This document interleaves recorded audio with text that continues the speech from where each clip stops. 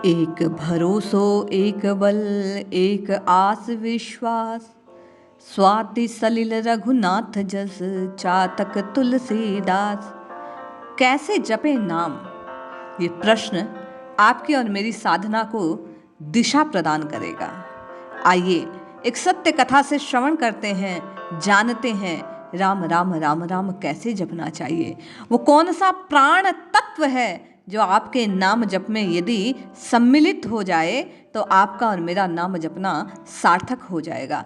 आपको और मुझे लौकिक और पारलौकिक सिद्धियां प्राप्त हो जाएगी। आपका और मेरा साध्य आपके और मेरे पास चलकर आएगा।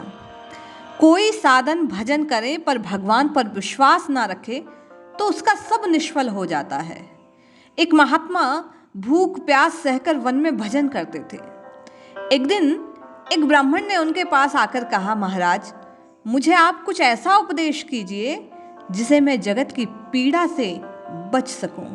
महात्मा बोले, भाई मुझे उपदेश देने की फुर्सत कहाँ, क्योंकि मुझे संसार से थोड़े ही दिन तो जीना है।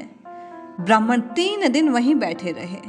तब महात्मा ने कहा, पास के गांव में जाओ, वहां एक ब्राह्मणी रहती है, वह तुम्हें अवश्य उपदेश देगी। वह ब्राह्मण उस ब्राह्मणी के यहाँ गया, उससे सब समाचार कहे। वह बोली, 3 दिन तक मेरी दिनचर्या देखो तब उपदेश दूंगी। वह ब्राह्मण देव उन ब्राह्मणी की दिनचर्या देखने को राजी हो गए। उन्हें उपदेश जो चाहिए था वह उनकी दिनचर्या का दर्शन करने लगे। ब्राह्मणी नित्य कर्म करके भोजन करती, रात को सो जाया करती। इसके अतिरिक्त कोई बाहरी कार्य उसकी दिनचर्या में ना था जिसे आप पूजा साधना इत्यादि कह सकें।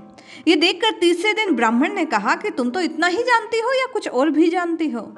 वह कहने लगी, इसके अलावा एक ही बात जानती हूँ, ईश्वर में विश्वास करना जानती हूँ, उन्हीं के भरोसे रहती हूँ। जो कुछ वह भेज देते हैं उसी से गुजर करती हूँ, दूसरे से कुछ प्रयोजन नहीं रखती।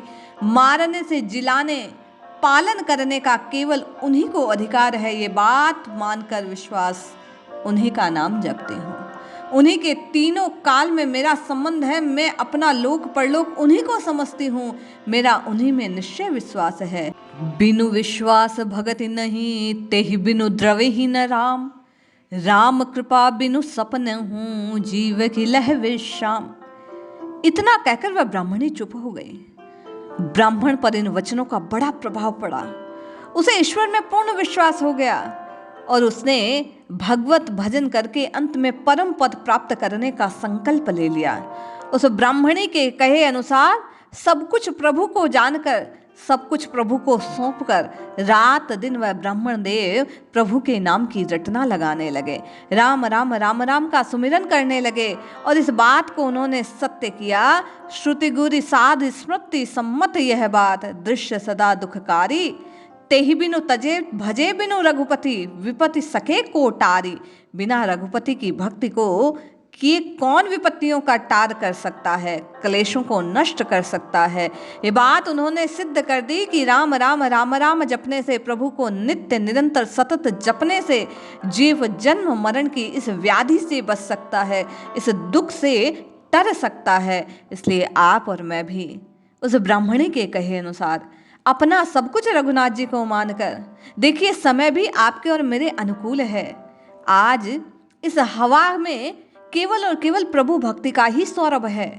राम मंदिर में प्राण प्रतिष्ठा का ये जो अद्भुत समय है, काल भी आपको और मुझे ये बार बार बार बार जैसे चेतावनी दे रहा है, प्रोत्साहन दे रहा है, संकेत कर रहा है, भाई राम जपो राम।